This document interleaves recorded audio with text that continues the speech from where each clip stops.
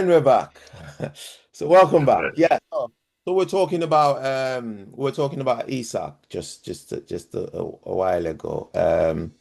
Now we're gonna come back to that in a minute. But I was just thinking about the match on, is it on Sunday, where Manchester United faced Liverpool. Um I think it is Sunday. oh, is I'm it not Sunday? 100%, but I Yeah. think it is Sunday. Yeah. So So what what are your predictions based on the current form of Liverpool and Yeah. Manchester United? What's It your is actually, it's in Liverpool, isn't it? So Liverpool are at home, I believe. Yeah. yeah, Um, it's a good question. It's interesting to predict something there. The bottom line, as always, is in the Premier League, by and large, any team can beat any other team. It's not always the case. If the teams that struggle down at the bottom, they're not likely to go and beat someone near the top. But generally, the Premier League is like that any one team can beat any other team. So we couldn't rule out a result either way or a draw. Liverpool, we know, are not on their best form this season. I mean, they lost their last three, didn't they?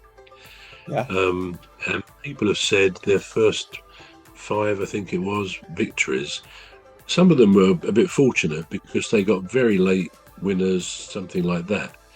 So, and maybe those victories masked a slight deterioration in their overall form. I don't know, but um, Palace, of course, went up there and we beat them at home, didn't we? Yeah, that's right. So we saw them and beat them then. That broke their run of victories. I still think Liverpool will win at the weekend. Um, Manchester United, maybe they're getting back to better days, but I still think there are problems. I don't think everything's rosy. Everything's smooth. I get the feeling that there are still some. I mean, something Marcus Rashford said, and I don't think it's great that he kind of has a go at Manchester United periodically. I mean, he's on loan from them, of course, to Barcelona.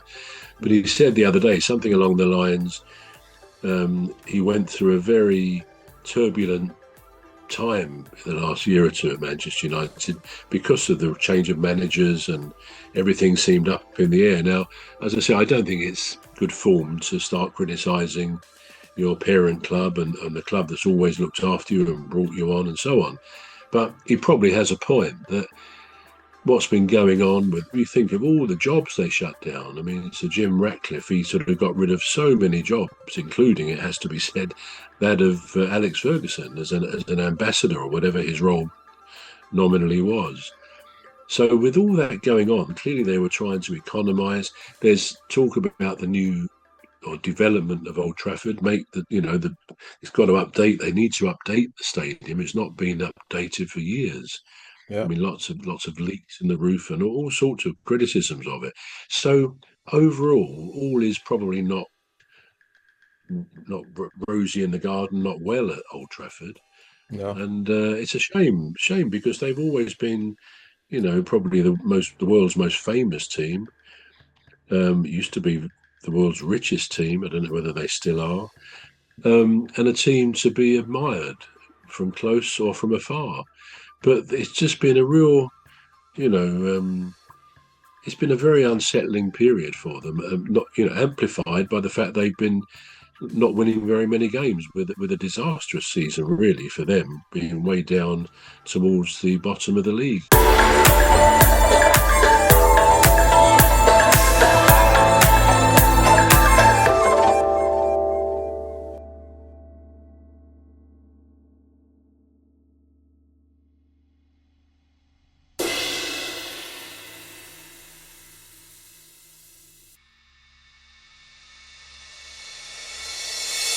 Disastrous season, really, for them, being way down towards the bottom of the league at the end. So I'm not convinced they're fully out of that yet. I know, for example, Bruno Fernandes is toying. He doesn't know. He says, I don't know whether I want to stay at Man United, perhaps at the end of the season, or whether I'm going to go. I think he's being tapped up by the Saudis, understandably, because he's that good. But he's not sure what he wants to do. And I feel that's probably a summary almost of what is happening there. Players don't quite know whether a new manager's going to come in. If so, are they going to be wanted? People like Casemiro, I think there's rumours that he'll be sold off at some stage. So, yeah, the overall picture is one of an unsettled situation. And I think that needs to be resolved with a period of calm before they become the better team that they should be. Yeah.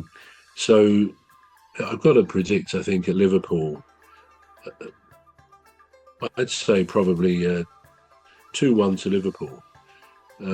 Could be wrong, could go Yeah. either way, could be a draw. But I still think Liverpool will have a bit much for Yeah. Manchester United Yeah. Sunday.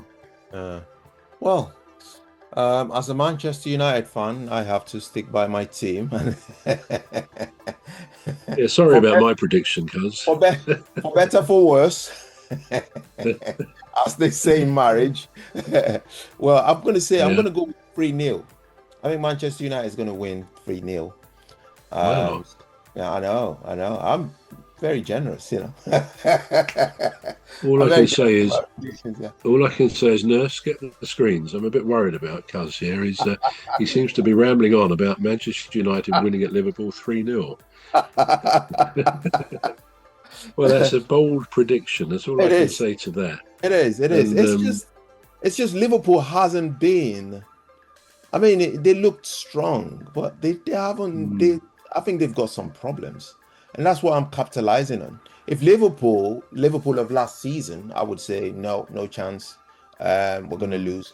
But the Liverpool of this early season, I know they're gonna improve, but right now they have a crisis, and yeah, I don't know where it's coming from. But if they lose two more matches, then they're in trouble. And I think they're going to yeah, lose. They're going to lose against Manchester United anyway. So we did mention Marcus Rashford just a while ago. Now he's at Barcelona, and we hear that he's doing really well. Matter of fact, the spotlight was on him last night before the England games, like Marcus Rashford. And I have a little bit of an excerpt from what he said from his interview, different interviews. So the first one, he said, I've been in an inconsistent environment.